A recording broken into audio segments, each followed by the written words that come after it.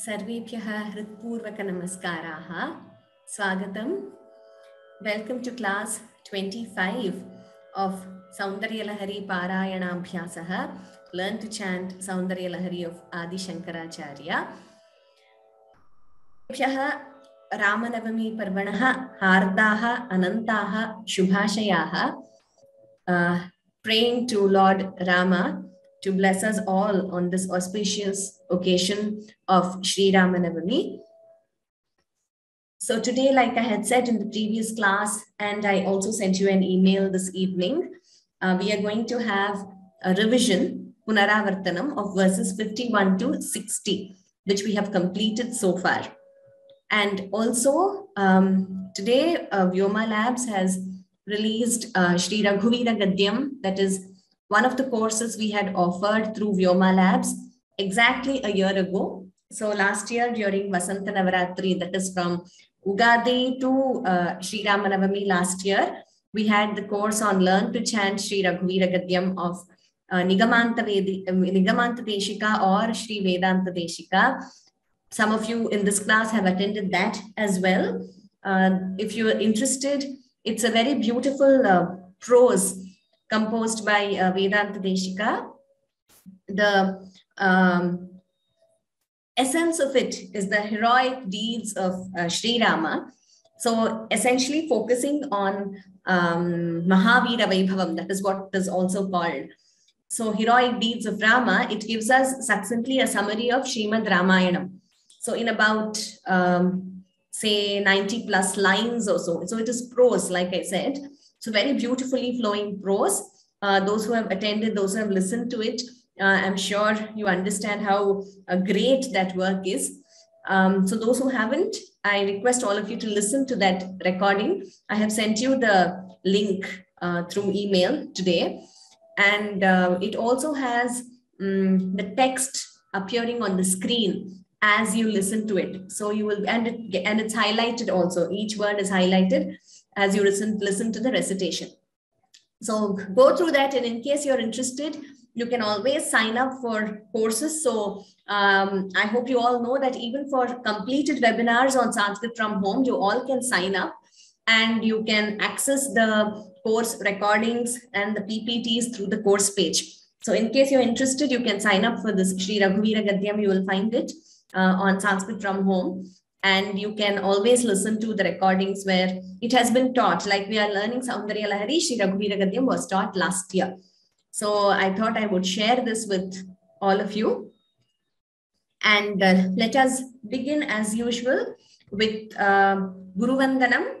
Last class, we learned a new shloka as a Mangala shloka, praying to Adi Shankara Bhagavat Padacharya. So we will be repeating that as well in this class. And 51 to 60, I will be chanting, followed by individual chanting. As usual, request you all to raise your hands and I will call out each name and you can chant the verse displayed on screen. Let us begin.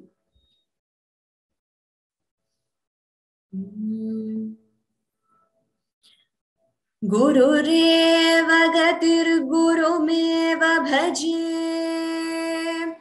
Gurunaiva sahasmi namo gurave Na gurov paramam shishurasmi guroho Matirasti gurau mama pahi guro Shruti smriti purananamayam karunalayam Namami bhagavat pada shankaram loka shankaram Soundaryalahari kartre sarvamangaladayine Shankaracharya varyaya Yati Rajayate Namaha Shankarupena Machittam Pankikritam Abhudhyaya Kinkariyasya Samaya Shankaracharya Mashraye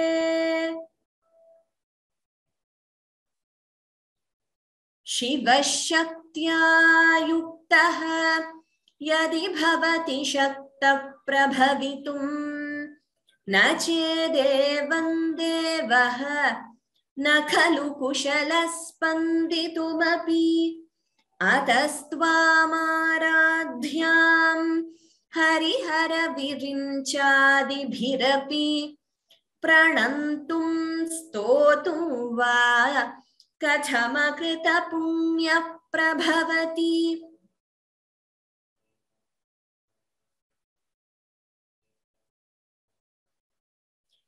शिवे शृङ्गारार्द्रा तदितरजने कुत्सनपरा सरोषा गङ्गायां गिरिशचरिते विस्मयवती हराहिभ्यो भीता सरसिरुह सौभाग्यजयिनी सखीषु स्मेराते मयि जननि दृष्टिः सकरुणा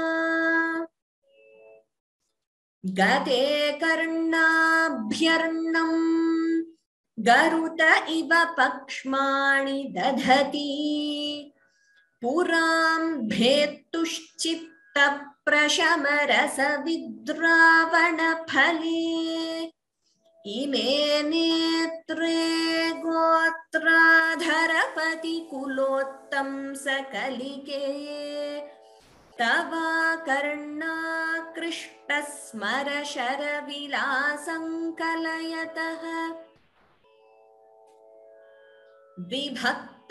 विभक्तत्रैवर्ण्यं व्यतिकरितलीलाञ्जनतया विभाति त्वन्नेत्रत्रितयमिदमीशानदयिते पुनः स्रष्टुं देवान् द्रुहिणहरिरुद्रानुपरतान् रजः सत्त्वं बिभ्रत् तम इति गुणानां त्रयमिव पवित्रीकर्तुन्नः पशुपतिपराधीन हृदये दयामित्रैर्नेत्रैः अरुणधवलश्यामरुचिभिः न दशोणो गङ्गा तपनतनयेति ध्रुवममुं त्रयाणां तीर्थानाम् उपनयसि सम्भेदमनघम्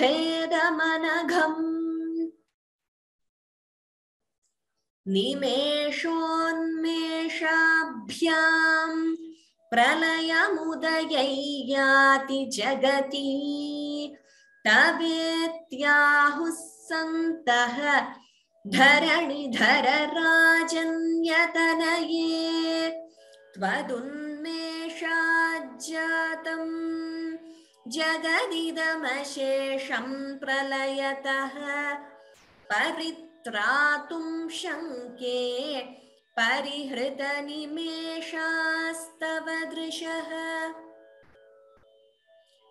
तवापर्णे कर्णे जपनयनपैशून्यचकिताः निलीयन्ते तोये नियतमनिमेषाशफरिकाः इयञ्च श्रीर्बद्धच्छदपुटकवाटं कुवलयं जहाति प्रत्यूषे निशिच विघटय्य प्रविशति दृशाद्राघीयस्या दरदलितनीलोत्पलरुचा ददीयां सन्दीनं स्नपय कृपया मामपि शिवे अनेनायं धन्यः भवति न च ते हानिर्यता वने वा हर्म्ये वा समकरनिपातो हिमकरः Aralante paliyugalamagarajanyataneye nakesha madhatte kusuma sharako dandakutukam tirashchino yatra shravana pathamullangya vilasan apangabhyasangaha dishati sharasandhanadhishanam spuradganda bhoga pratiphalitatatanka-yugalam chatushchakram manye tava mukhamidam manmatharatham yamaruhya druhyatyavanirathmarkendu charanam mahaviro maraha pramathapataye sajjitavate sarasvatya suktihi amritalahari kaushalaharihi pibantya sharvani shravana chulukabhyam aviralam chamatkara shlagha chalita shirasah kundalaganaha jhanatkaraihi prativachanamachashta ivate. Okay, so we have learned till there. Let us start with the new verse about Shankaracharya, which we learned in the previous class. I will call out the names of those who have raised their hands in the order in which they appear on my screen. And please unmute immediately so that we don't waste any time and many of you can get an opportunity to chant. K. Padma Bhagini.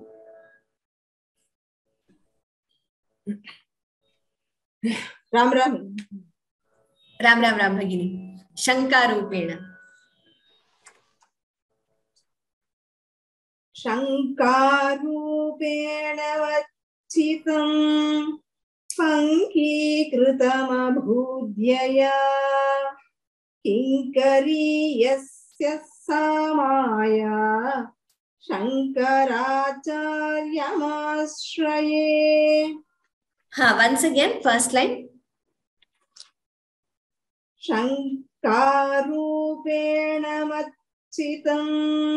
It is machittam. It is not machitam. Mat chittam. Mat means my mind. Chittam. Chittam. So chittam, you know, it means mind. So mat chittam. And next line also, it is not yes, yes, sa. It is yes, yes, sa.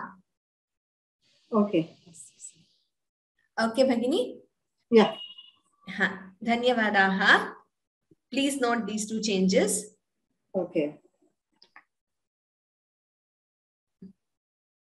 Next, Kamakshi Bhagini.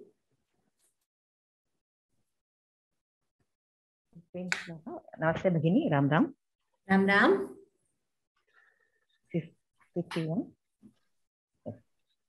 Shive Shrungaradra Taditarajane Kutsanapara Sarosha Gangayam Girisha Charite Vismayavati Arahibhyo Bhita Sarasiruha Saubhakya Jayini Sakhishu Smerate Mayi Janani Drishti Sakaruna. Okay, the first line again. Shive Shrungaradra. Here, Shringarardra. All the Rs there should be heard. I'm hearing it as Shringaradra. It is Shringarardra. Shringara, first word, Shringarardra together. Shive Shrungarardra. Okay. Yes, Bhagini. Uttamam. This is a very common thing. So please note that all of you, Shringarardra. Dhanyavadaha, Bhagini. Okay. Uma Bhagini. Please unmute.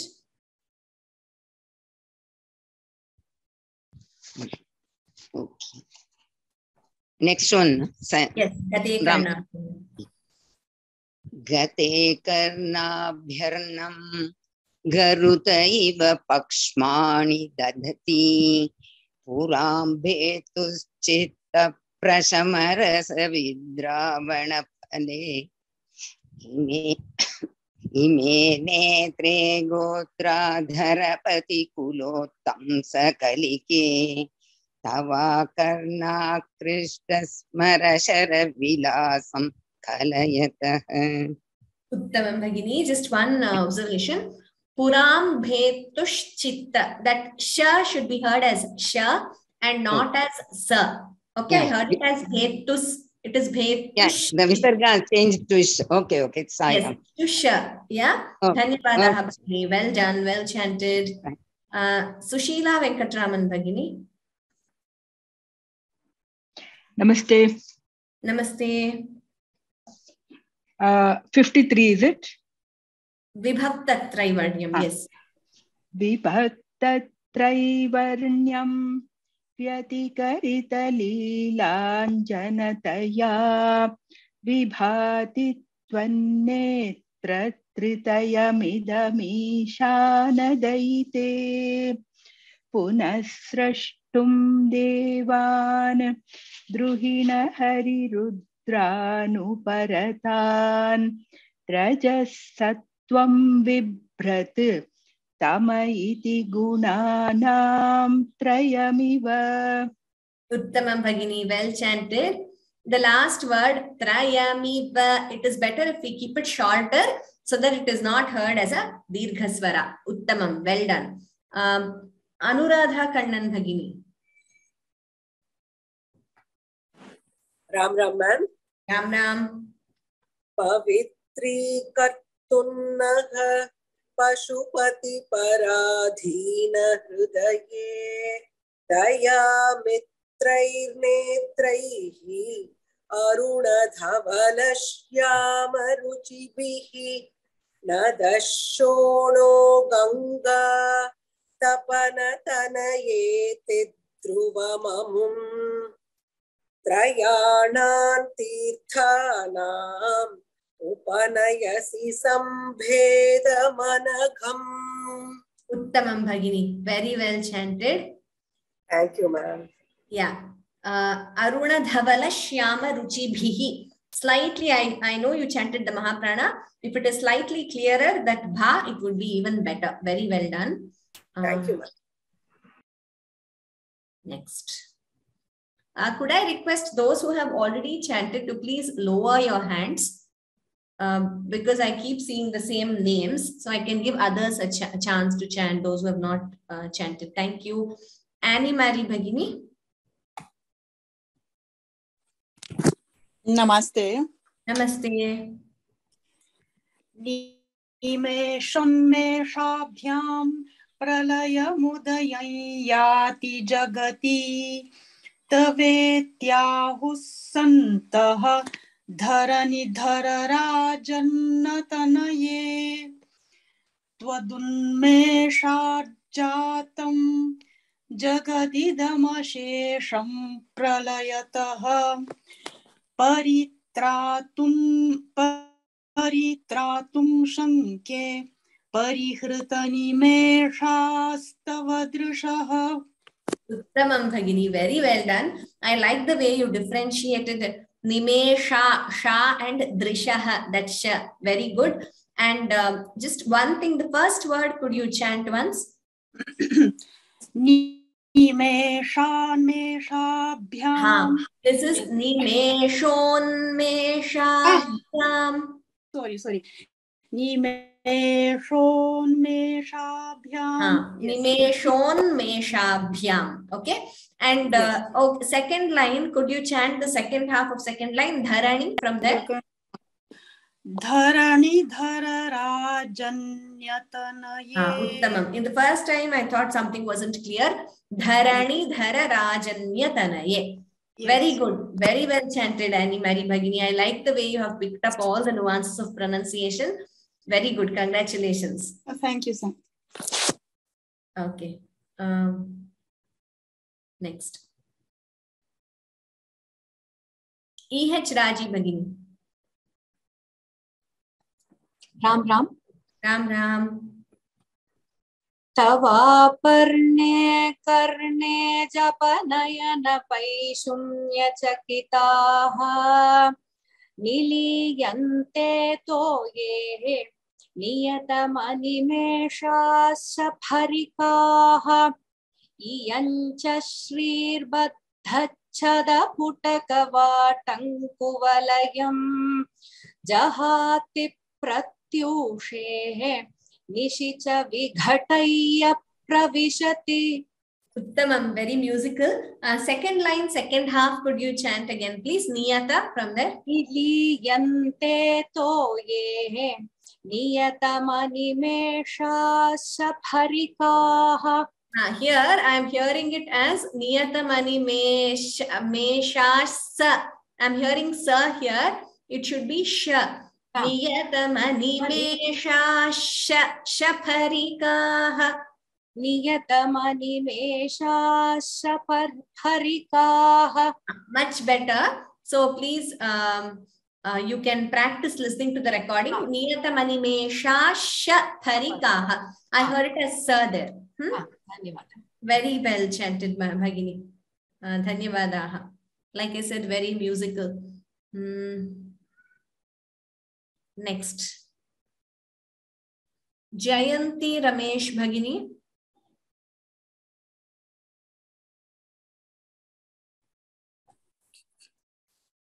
दृशाद्राघीयस्या दरदलितनीलोत्पलरुचा दवीयां संदीनं स्नपय कृपया मामपि शिवे अनेनायं धन्यः भवति न च ते हानिर्यता वने वा हर्म्ये वा समकरनिपातो हिमकरः. Uttamam Bhagini, very well chanted. Dhanyavadaha. Like I said in the last class, many of you might hear this shloka, many other shlokas being chanted with the sandhi combined. So usually, Anenayam dhanyo bhavati nachate haniriyata. You hear it being chanted like that. You should know why we are chanting dhanyaha, because we are focusing on splitting the sandhi wherever we can, where it is the yati meaning in that particular meter where we can pause, just to aid to learn easily. So after this, you can always combine the sandhi and chant. So you should know this, because if someone asks you, why are you chanting dhanyaha? You should know why it is so. Dhanyo bhavati is also correct. But if we chant dhanyo, we should not pause. We should chant dhanyo bhavati together without pausing there. Uttamam Jayanti Bhagini, very good. Next, Rekha Bhagini.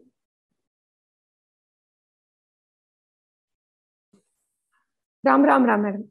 Ram Ram Ram. Aralam te pali yugala magarajanyatanaye nakesha madhatte kusuma sharako danda kutukam tiraschino yatra shravana pathamullanghya vilasan apangavyasangaha dishati sharasandhanadhishana. Uttamam. Third line again. Tiraschino yatra. Here, tiraschino. It is not tiraschino. It is tiraschino.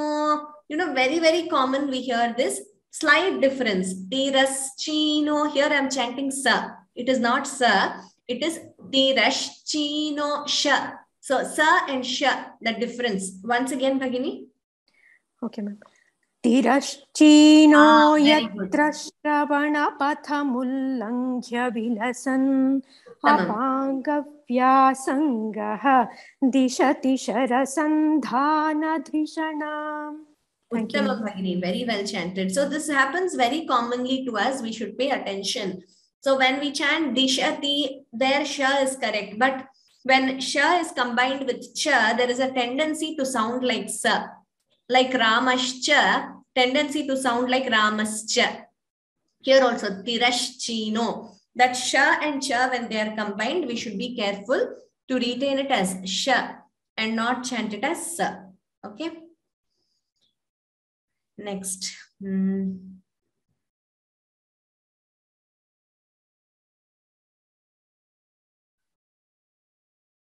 Venugopal T. Mahodaya. Ram Ram Ram. Ram Ram Ram. Can I read the 54th verse?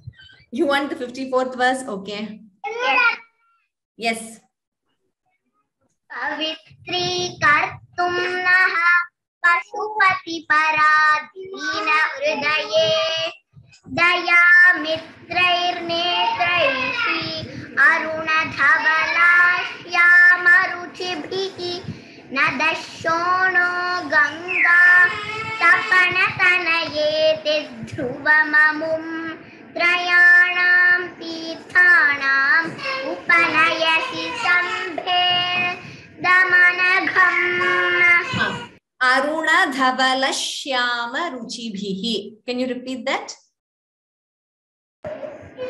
Aruna dhavala shyama ruchibhihi. We don't chant it as Aruna dhavala. We don't pause. Aruna dhavala shyama. There is a dvitvam there, meaning the sha is doubling. Aruna dhavala shyama ruchibhihi. Okay. And the last line again. Tirthanam upanayasi sambhedhamanagham. Trayanam tirthanam. I heard it as tirthanam. It is tirthanam. Na, not na. Okay. Yeah. Dhanyavadaha. Which class are you studying in? 4th standard. Very good. Uttamam. What is your name? Vaibhavi. Vaibhavi. Very good, Vaibhavi. You keep up the practice and please also start memorizing. Okay, ma'am. Dhanyavadaha, Vaibhavi. We are already 60% through the course, so we will have an assessment after we complete 100 shlokas. Request you all to please start preparing, both memorizing and reading. If you can memorize, nothing like it. Raji Raghavan.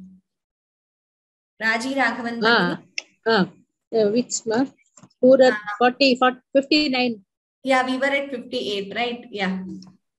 Purat Ganda Bhoga Pratiphalita Tatanga Yugalam Chatushchakram Manye Tava Mukhamidam Manmatharatham Yamaruhya Druhyatya Yavarniratha Yamaruhya Druhyatya Yavanirata Markendu Charanam Mahaviro Maraha Pramathapataye Sajjitavate. Okay. Bhagini, first of all, Yamaruhya Druhyatyavanirata Markendu Charanam. That should be chanted at a stretch. You will develop fluency as you practice. Okay. First line, could you chant again? Purat Ganda Bhoga Pratiphalita Tatanga Yugalam. Here, I hear it as Tatanga. Instead of Ka, I'm hearing slight Ga sound there. We should not do that. It should be heard as Tatanga, Ka, not Ga. Dhanyavadaha, Raji Bhagini. Next, V. Kamala Bhagini.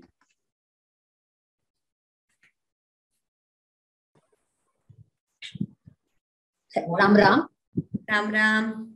Sarasvatya Suptihi Amrutalahari Kaushalahari पिबन्त्यः शर्वाणि पिबन्त्या शर्वाणि पिबन्त्या शर्वाणि श्रवणचुलुकाभ्यामविरलम् चमत्कारश्लाघा चलितशिरसः कुण्टलगणः जणत्कारैस्तारैः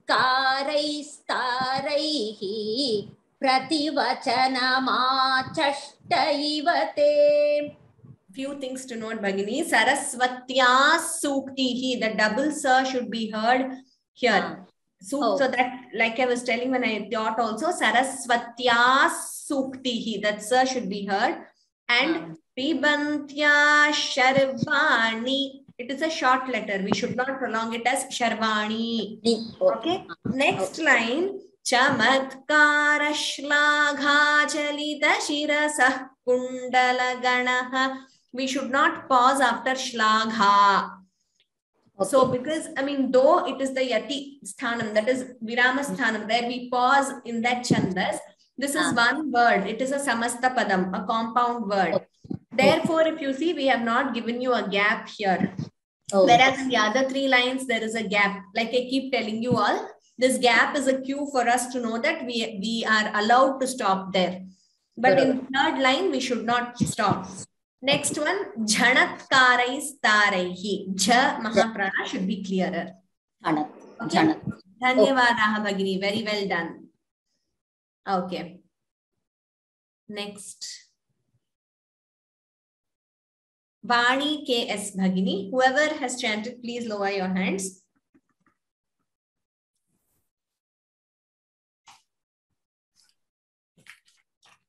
Yes, Vani KS Bhagini.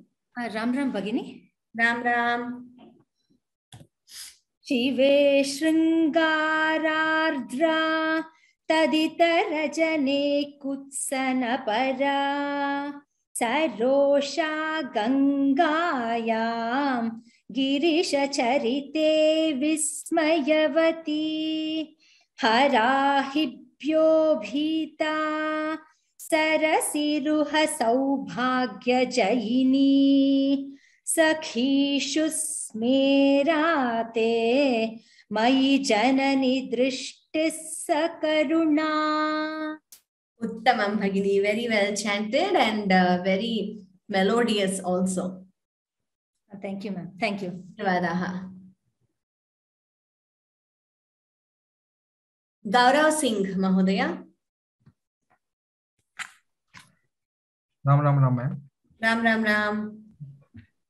Gate karnabhyardam garuta iva pakshmadi dadhati puram bhetushchitta prashamar savidravan phale ime netre gotra dharapati kulottam sakalike Tava karna krishna smara sharvila sankalayataha. Uttamam Mahodaya, good fluency, but a few things to note.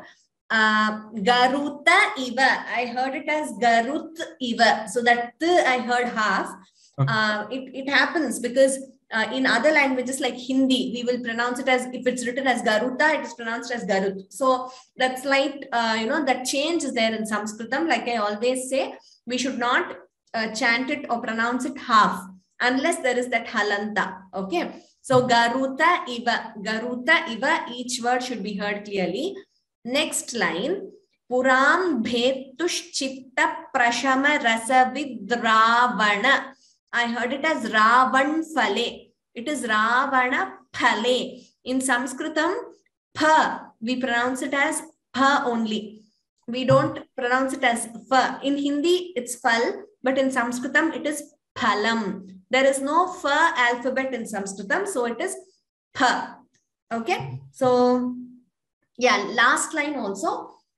Tava karna krishta smara shara vilasam kalayataha. Again, I heard it as smara shar. Okay, half I heard there. It should be completely heard. Smara shara vilasam kalayataha. Is this okay, Mahodaya? You got the slight observations? Thank you, ma'am. Yeah, dhanyavadaha. Very well done. Well chanted.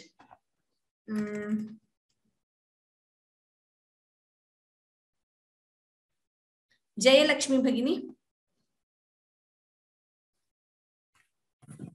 Namaste, Ram Ram. Okay.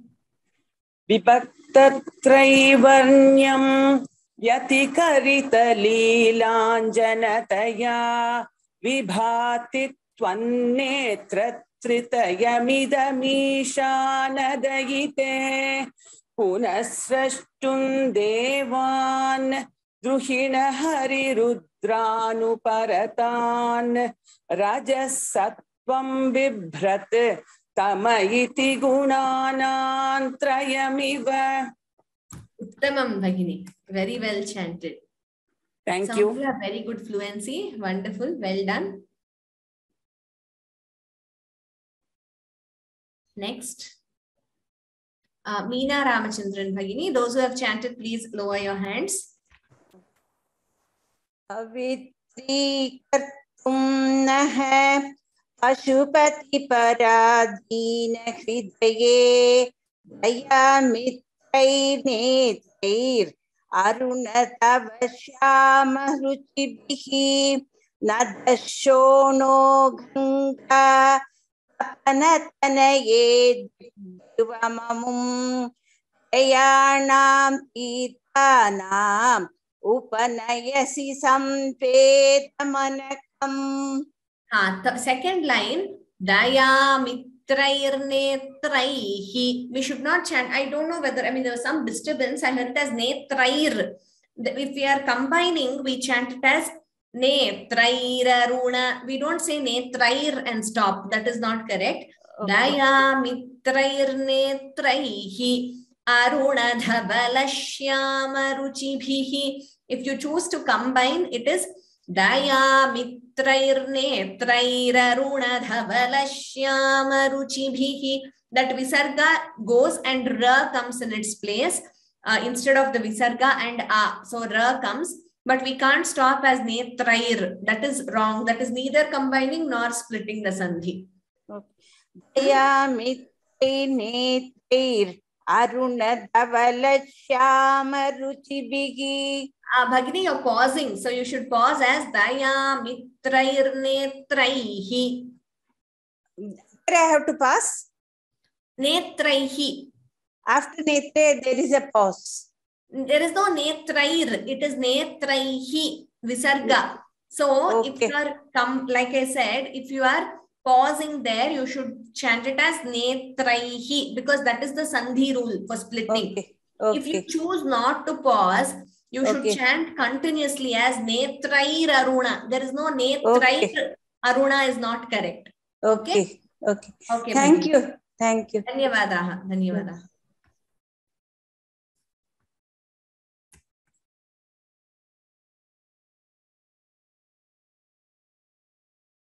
Uma Maheshwari Bhagini.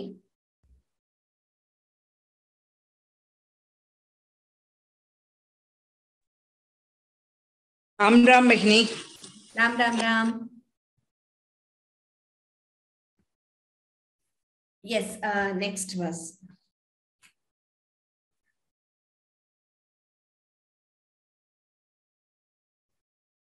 Yes, went back to mute. Yes, Uma Maheshwari Bhagini, please unmute. Nimeshonmeshabhyam pralayamudayayati jagati davetyahusantaha dharanidhararajanyatanaye radhunmeshadjatam jagaditamasesham pralayataha paritratum shanke parihritanimeshastava drushaha. Uttamam Bhagini. Very well done. Dhanyavadaha Bhagini. Dhanyavadaha. Manasi M. Devnath Bhagini. Yes. Ram Ram, ma'am. Ram Ram, ma'am. Ram Ram. Can I chant? Yes, I will change the slide. Tavaparne karne japanayana paishunya chakita niliyante toye niyatamanimesha shaparika iyam cha shribaddacha iyam cha shribhaddachadaputakavatam kuvalayam jahati pratyushe nishicha vighataya pravishati. Well done. Few observations. Tava parne karne. We don't pause there. If you look at the screen, there is no gap after karne. So karne japanayana paishunya chakitaha. We chant together, Mansi Bhagini. Please note that. Also, aniyatamanimesha shapharikaha. Next line, iyancha shrir baddha. You chanted it as shri baddha. Shrir, that r is there, repha. Iyancha shrir baddhachada putakavatam kuvalayam. Okay. And the fourth line, jahati pratyushe. It should not be heard as jahati pratyushe. That would be wrong. It is jahati. That is a short letter, short vowel. And jahati pratyushe, dvitvam. So the pa is doubling there. Jahati pratyushe nishicha vighataya pravishati. Okay? Yeah. Please note this. Thank you, Bhagini. Dhanyavadaha. So all of you, you can, once you, even this recording will be posted on YouTube. If you want to listen to the corrections, you can listen to it and then you can practice by keeping the recordings also. Next, Rajeshwari Shivaraman Bhagini. Ram Ram Ram Bhagini. Ram Ram Ram. Drishadra-giyasya daradalita-nilotpala-rucha daviyansam dinam snapaya kripaya mamapi shive anenayam dhanyah bhavati nachate haniriyata vaneva harmyeva samakarani pato himakaraha. Very good, very musical. Could you chant the first line again, please? Drishadra-giyasya daradalita-nilotpala-rucha davi. Okay. Very good, Bhagini. Dhanyavadaha. Ram Ram Ram. Dhanyavadaha. Very well chanted. So this is how, you should, some of you, actually most of you here, I see that you're enjoying as you chant. That is what is most important. You should really be, it should become meditative, chanting should become meditative and it should really relax you, refresh you and fill you with all the divine positive vibrations. Suvarna Bhagini. Namaskaram Guruji. Namaste Bhagini. Aralante pali yugala magarajanyatanaye nakesha madhatte kusuma sharako danda kutukam tiraschino yatra shravana pathamullanghya vilasan apanga vyasangaha dishati sharasandhanadhishanam. Uttamam Bhagini, just two places. Tirashchino. So that I heard it as slightly, I heard the sa sound there. Chino, I know you know this difference. So just if you make it clearer, it will be better. Tirashchino. And next also, Shravana. I heard it as Shravana. Shravana. That na, if it is clearer, it would be perfect. See, some of you, you've attended a lot of courses. Suvarna Bhagini was a panelist for Gita course. So you all are familiar with these rules of pronunciation. Sometimes when I point out, it's just to make the pronunciation clearer.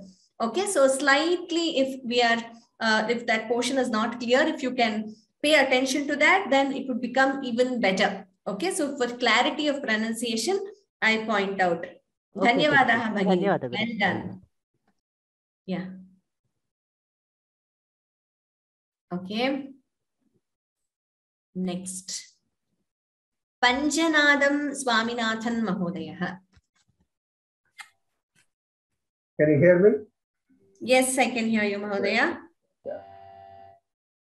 Suraganda bhoga pratifalitatathantayugalam chatushakram manye tava mukhamidam manmatharatham yamaruhyadruhyat nirathamarkentu charanam mahaviro maraha Ramatapathaye sanjitavate.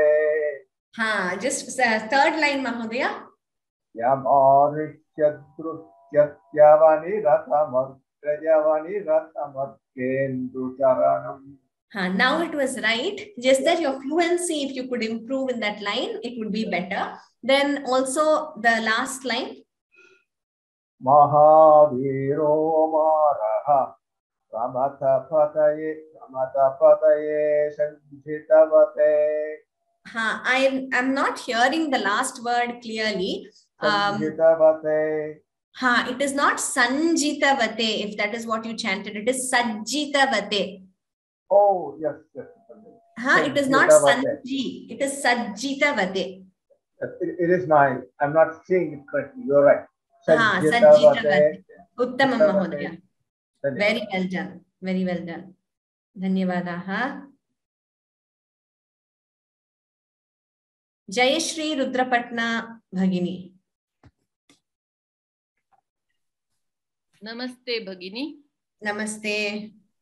Sarasvatya suktihi amrutalahari kaushalahari pibantyasharvani shravanachulukabhyam viralam chamatkarashlagha chalita shirasaha kundalaganaha jhanatkaraistaraihi prativachanamachashta ivate.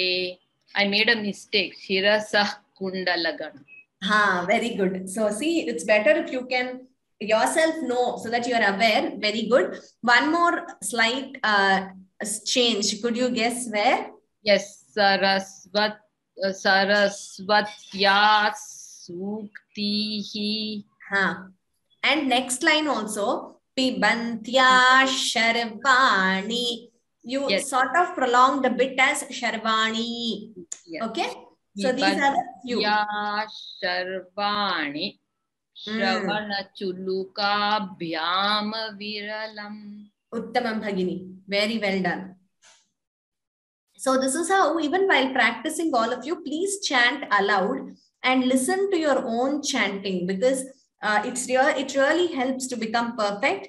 And I'm a huge advocate of chanting aloud for a Nitya Parayanam also, that is every day, rather than just chanting in your mind, because chanting aloud has a lot of benefits, both physical benefits also, like we always tell you, your breath control, it improves. Next, Radhika Panuganti Bhagini. Ram.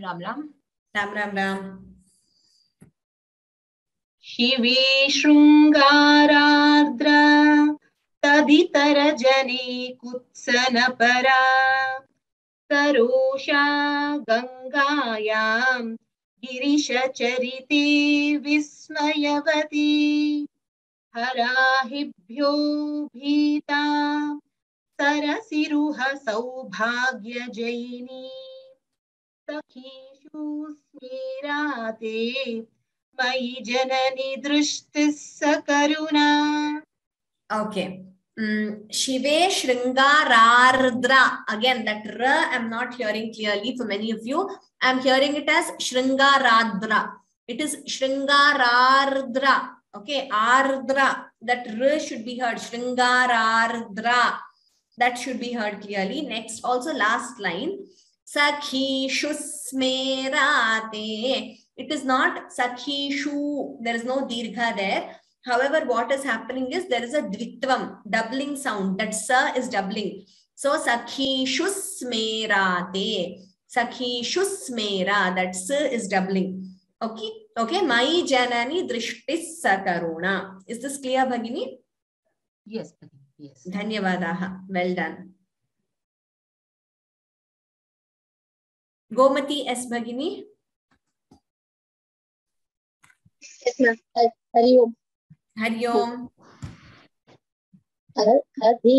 Ati karnabhyandam karudaiva pakshmani dhadati puram bhetu chitta prashamarasa vidravana-pale ime netre kotra dharapati kulotam takalike dava karna krishta smara-chara vilasam kalayataha.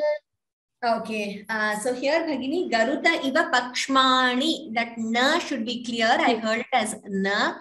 And next line, puram bhetushchitta prashamarasa vidravana phale. You should improve the fluency in that line, okay? And you should be able to chant without a break.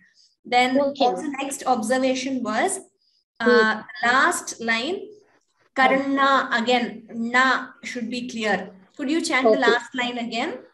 Dava karna krishta smara-chara. So here we do not pause after Krishna is not there. So if you see there is no gap right there on the slide. So tava karna krishna smara-chara vilasam kalayataha. So tava karna krishna smara. That s is doubling. So dvitvam. Tava karna krishna smara shara vilasam kalayataha. Okay, Bhagini? Okay, I will correct it. Thank yes, you. very good. Dhanyavadaha. Dhanyavada. Next. Jayashri Shankar Bhagini.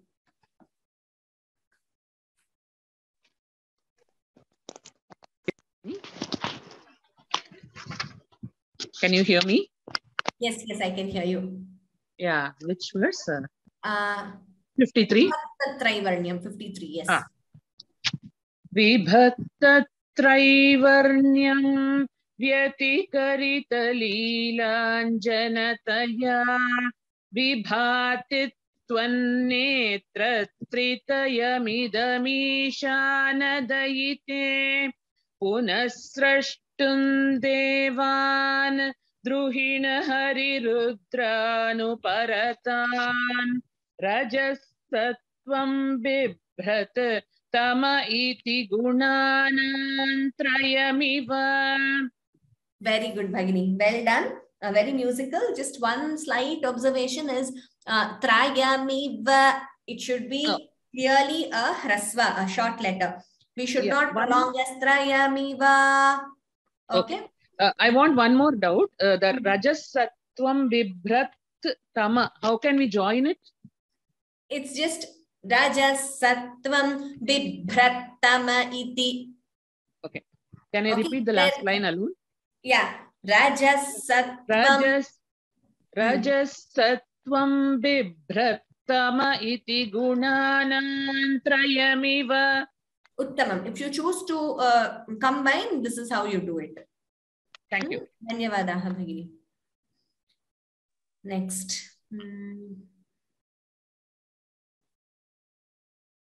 Setu Lakshmi Murali. Setu Lakshmi Murali Bhagini. Please unmute. Namaste, ma'am. Namaste. One more person, my sister-in-law is also here. She also wants to chant, ma'am. Okay, yes, both of you can chant. Savitri. Continue. You can chant one at a time. Okay, okay. Savitri kartum naha pashupadi paradina kudaye dayami नेत्रैः अरुणधवलश्यामरुचिभिः नदस्सोनो Ganga तपनतनये ध्रुवममुं त्रयाणातीर्थानाम् उपनयसि संवेदमनकम्. Your Mahapranas, Bhagini, should be clearer. Some places I could hear, some places I didn't. Pashupati Paradhina Hridaye. Okay, Aruna Dhavala Shyama Ruchibhihi. And could you repeat the third line? Nadasono. It is not Nadasono. It is Nadashonosha, like Shiva, Shankara, Shubham. It is not Sa. Nadashono. Nadashono Ganga. That Sha, please pay attention, Bhagini. Please listen to the recording again and learn that Sha pronunciation well. Okay? And then, like I said, Mahapranas. Dhanyavadaha. Your sister-in-law, is it? Yes. Yes. Next. Ram. Your name, Bhagini? Ramapriya. Ramapriya. Yes, please chant Ramapriya, Bhagini.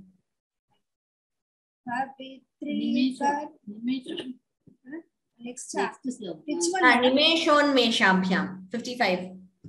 Nimeshon Meshabhyam Pralayamudayayadi Jakati Tavetyahu Sandaha Dharanidara Rajanyadanaye Vatunmesha Jadam Jagati Tamasesham Pralayataha Paritratum Shanke Parihrita Nimeshasdavatrishaha. Okay. Here, Jagadidamashesham. Could you repeat that, please, Bhagini? Third line. Patunmesha Jadam Jagadidamashesham. You are also chanting it as say. It is Jagadidamashesham. It is not say, not sa, sha. Jagadidamashesham. Both of you, please pay attention to sha. In some languages like Telugu, when you say sha, it is pronounced differently as sa or something like that. Okay, but in Sanskritam, that is not the case. Generally, I see that those who have Telugu language influence, they tend to pronounce this sha as sa, but that is not the case. Jagadidamashesham in Sanskritam. Okay? Yes. Okay, thank you. Dhanyavadaha. Well done. Setu Lakshmi Bhagini and Ramapriya Bhagini. Next, Shyamala Ramachandran Bhagini. Namaste. Tavaparne karne japanayana paishunya chakitaha niliyante toye niyatamaninesha shaparika iyam cha shrirbhaddachada putakavatam kuvalayam jahati pratyushe nishicha vighataya pravishati. Uttamam Bhagini, well chanted. Tava parne karne. That na should be clearer. That clear difference between na and na. So tava parne karne japanayana. There it is na, japanayana. However, before that, karne. Tava parne. Okay, that na difference, if it is more clear, it would be better. And the third line, Mahapranas should be clearer. Shrir Baddhachada. Two Mahapranas next to each other. Shrir Baddhachada Putakavatam. Okay, these are the repeat. Can I repeat? No, Bhagini, that's okay. Thank you very much. Thank you. You could focus on these for improving.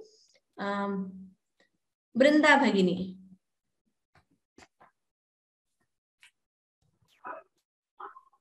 Drishadra Ram Bhagini. Ram Vadatu. Drishadra Disyasya Daradalitani Lotpalarucha ददीयांसं दीनं स्नपय कृपया मामपि शिवे अनेनायं धन्यः भवति न च ते हानिरियता वने वा हर्म्ये वा क्षमकरनिपातो हिमकरः. Uttamam. Here drisha draghi yasyaya. Mahapranas overall should be clearer. And aninayam dhanyah bhavati mahaprana. Hani riyata. There we do not split the word as hani riyata. No pausing there. Hani riyata is one word. Then last line samakara nipato. I heard it as sha. Maybe there was some. I didn't hear it clearly, but it is. Shall I repeat last line? Shall I repeat? Just the last line, yes. Vaneva harmyeva samakara nipato himakaraha. Uttamam Bhagini. This time it was clear. Dhanyavada. Okay, next Rajalakshmi Krishnan Bhagini.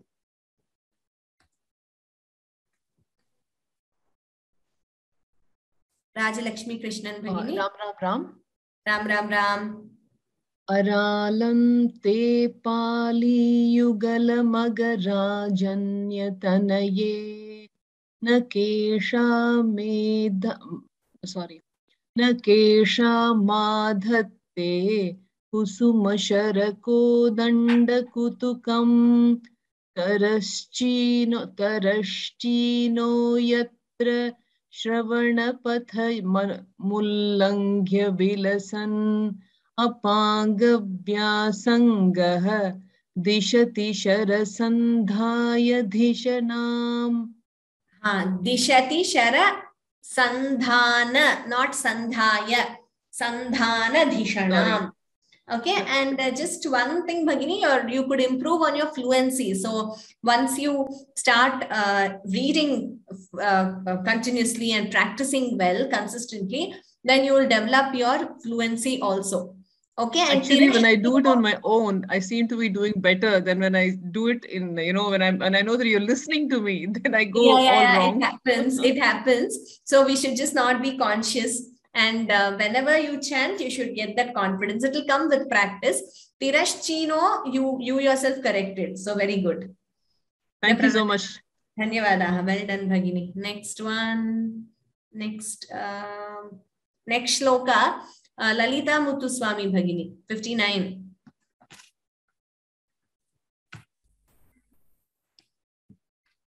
Ram. Ram. Can you hear me? Yes, Bhagini, I can hear you. 1 second. I can hear you, Bhagini. Yes, ma.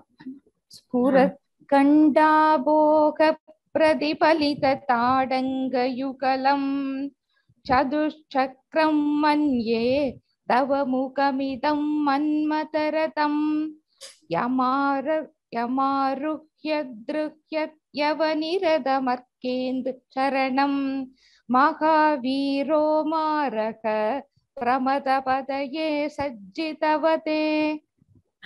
Good, Bhagini. Just that Mahapranas consistently you should improve.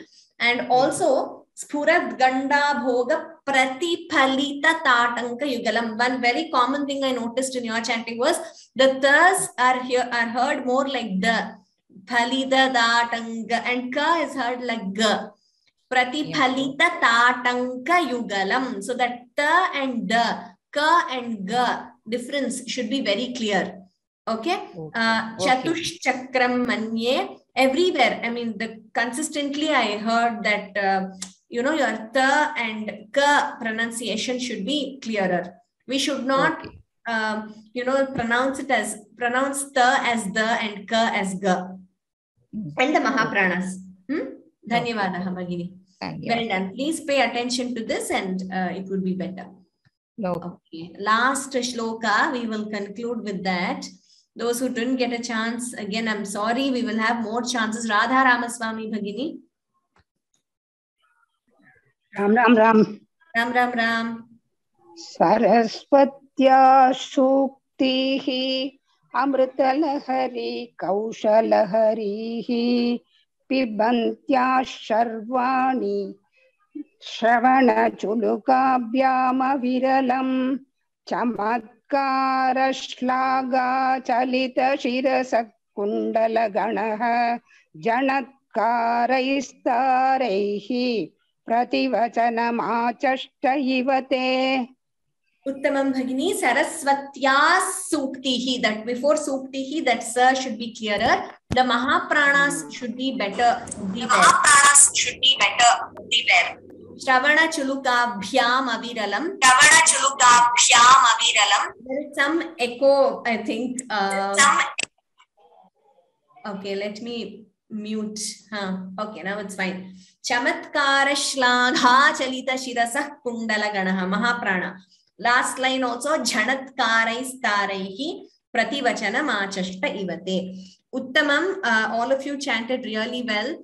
Apologies to those who have raised your hands but could not chant today. Definitely next time you will get an opportunity to chant. So there are quite a few of you, but we have to stop now because the time is up for this webinar. And also I will quickly take the questions. Gaurav Singh Mahodaya, YouTube links for 4 sets of revision shlokas. Yes, I will request our admin support to please do it. And I will share the link with all of you just for the revision sessions where you get, like today I chanted 51 to 60. So you'll have just that part uploaded. You can just keep listening without the repetition. I will do that definitely. And 54th line, 54th shloka, second line, I already answered it. Dayamitrair netrair aruna dhavala shyama ruchibhihi. That is how we will chant if we combine it. And Indira Bhagini, exam pattern, yes, you will get all the details just before. But if you just want to know in brief, generally we have 2 types. One is memorizing assessment, that is 1 to 100, all shlokas, and including Mangala, Dhyana shlokas. Otherwise, reading. So reading fluently. So you will be assessed on parameters like pronunciation. If it is memorization assessment, of course, memory. Then in pronunciation, we look at Alpa Prana, Mahaprana, and Hrasva, Dirgha, and Samyukta Aksharas, and fluency. So fluency and clarity is something we look at both in reading assessment and in memorizing assessment. So some of you, you pause and you read the word again till you get to know the word properly. But with practice, you can improve your fluency. So if you focus on these, then you'll be able to do the assessment well. And like I always say, assessment is not really like an exam, but it is more for us to set a time-based target and to have consistent abhyasa, practice. Okay, so it is more like an offering of whatever you have learned. So please look at it from that way, not that we want to have an exam or anything like that. You get around 10 minutes per person. It would be an oral assessment. There will be multiple judges, and maybe depending on the number, you will have around 8 to 10 minutes per person. The judges will ask you, prompt you with the shloka, and you have to chant that. So that is how it would be. More details, definitely closer to the assessment, you will get. Okay. Zoom. Okay. I see the name as Zoom. Yes, there is a Dvitvam. So let me see that where you're asking which shloka exactly.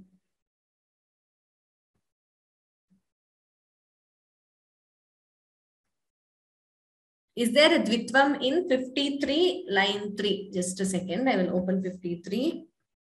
Line 3. Druhina Hari Rudranuparatan. Rudra. Yes, in that word also there is a Dvitvam. Rudraha. If you say Rudraha, that D is doubling. You hear that second D. So, Druhina Hari Rudranuparatan. There is a Dvitvam there. Yes, I don't get your name, sorry.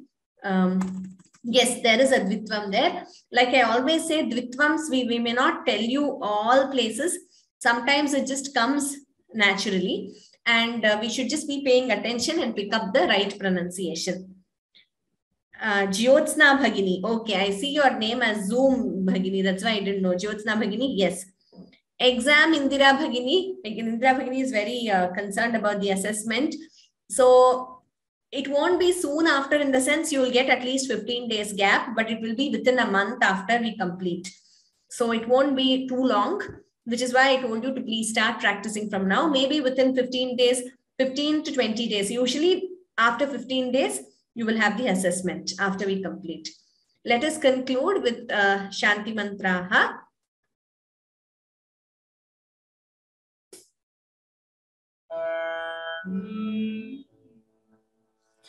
Sarve bhavantu sukhinah, sarve santu niramayah, sarve bhadrani payantu, ma kaschid dukha bhag bhaved. Om Shanti Shanti Shanti. Sarvebhyah dhanyavadaha. Ram Ram Ram. So let us meet next class. We will continue learning from 61 onwards. Dhanyavadaha. Thank you all of you. Ram Ram Ram.